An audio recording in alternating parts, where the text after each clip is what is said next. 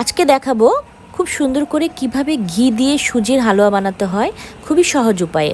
খুবই মজা হবে এবং বাচ্চারা পছন্দ করবে ইনশাল্লাহ। আসসালামু আলাইকুম, সবাই কেমন আছেন? দেখে নিন কীভাবে সুজিগুলোকে ভেজে রেডি করতে হবে। তো প্রথমে একটি পাতিলাবি সুজিগুলোকে ভেজে নিলাম।